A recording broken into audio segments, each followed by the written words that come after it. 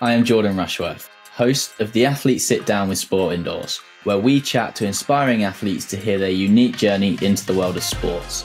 Sport Endorse are a global leader in connecting brands with the ideal athlete to forge powerful partnerships and increase exposure for both sides alike. With access to over 5,000 athletes across 90 different disciplines, Sport Endorse is your go-to platform to find a perfect athlete fit for your social media campaign, brand ambassador role, or keynote speaking engagement. Welcome to the 9th and final episode of the Athlete Sitdown, brought to you by Sport Endorse. This will be a different episode as there will be no guests joining us today. That is because we have some news to share with you all. But before I get into that, I want to take this opportunity to reflect on some of my highlights from this season, the guests I've had the pleasure to talk to, and my takeaways from these conversations. So our main takeaway from season 1 of the Athlete Sitdown was that Olympians get paid per medal. I found this out during my research for the Sophie McKenna podcast. I believe that was number 2. And I have some stats on those here.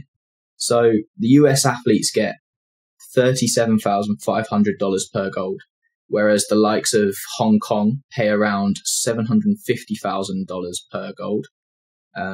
So they won 2 golds, both in fencing.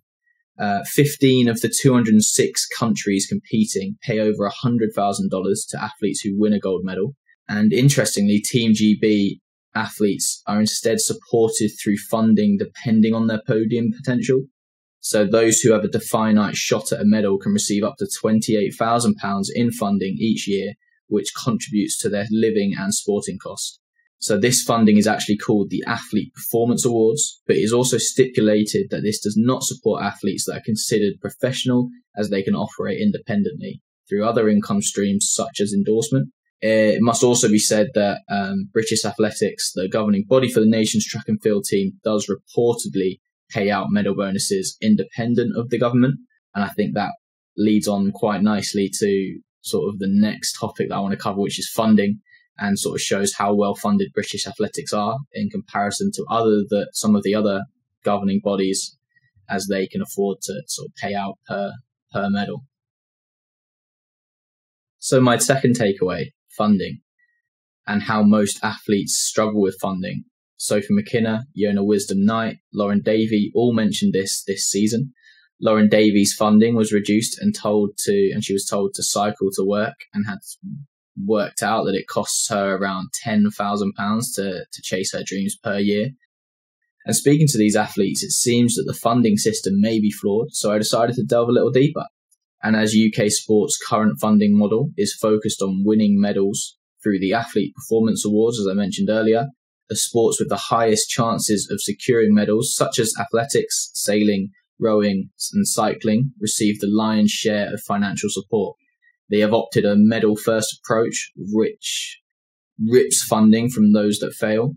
This in turn creates a downward spiral on sports like shot put, in which Team GB hasn't medalled at,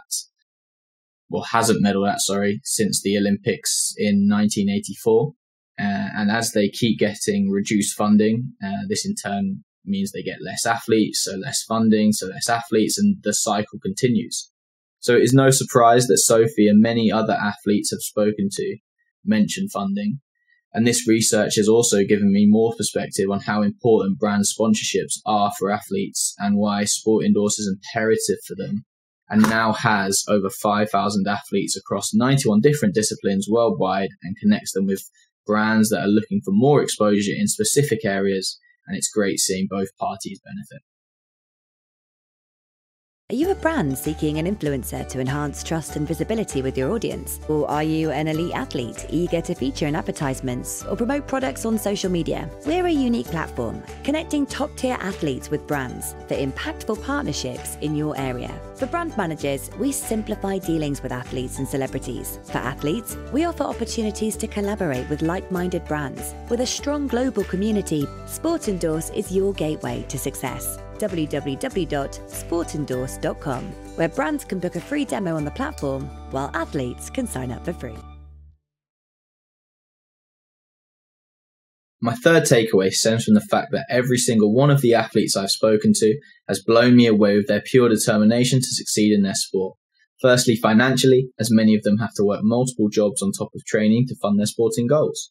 A prime example being Lauren Davey, who is a Welsh heptathlete, who is training to be a doctor and currently teaches and works other jobs on the side. Sophie McKenna is also a prison officer, whilst being the best female shot putter in Team GB, and actually stated that being a prison officer was a nice release from training all day. Emma Considine is a mother, a teacher, and is still an Irish rugby player. Neil Ecclesley continued to fight at the Olympics despite having been bitten 2 days prior. And I think this all delves down to every single one of them loves what they do. They all seem to want to continue doing what they do after. Yona wants to open diving schools in Jamaica to ensure he is not the first and last diver for his nation. Sophie wants to coach shot put and try and grow that as a sport in the UK. And a lot of them continue to give back to the youth, whether that be through school talks like Vanessa Ruck, or again, teaching like Lauren. Lastly, I want to touch on personal sacrifices, injuries, and the fact that none of the athletes I've spoken to have had any easy wins. Vanessa Ruck had a terrible accident when she was 18 and fought her way back and found her passion for motorbikes, and now completes some of the hardest races in the world. In fact, one of my favourite stories from these podcasts was her breaking down in the Dakar Rally and having to create a fire from scratch and wait throughout the night for a rescue team. Sophie McKenna competed in the Olympics, although there was loose bone fragments in her elbow. She needed surgery but decided to wait as it was her life goal to compete at an Olympic Games. Chris Bright has battled with diabetes to become an international futsal player, and the list continues. And I think, although I am reflecting on talks with 8 athletes, I have a feeling that I could have spoken with hundreds and the similarities between the athletes still would have been the same. So without further ado, the news that I wanted to share with you all is that we are ending the Athlete Sitdown.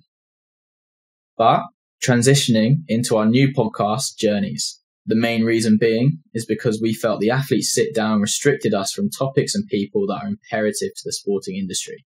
And although we love our discussions with athletes and we will continue to do these, ultimately we think we can make our podcast better and delve into different topics in the sporting industry, whether that's talking to coaches, psychologists, the people in charge of funding for athletes, the head of tennis, whoever it may be. And I want your help to do that. Not only do I want to know who you want on our podcast, but also what questions you want us to ask. So I am very excited for this transition into Journeys. We already have coaches lined up, Olympic medal winners from Paris, and I think you'll enjoy the changes we will be making. So for now, it is goodbye to the Athlete Sitdown, but we'll be back with Journeys, and I hope you'll join me there.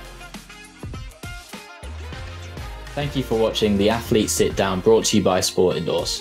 To book any of our athletes featured on our podcast, contact us via our website, www.sportendorse.com, or via our email, hello@sportendorse.com. Also, don't forget to subscribe so you don't miss out on any of our upcoming episodes.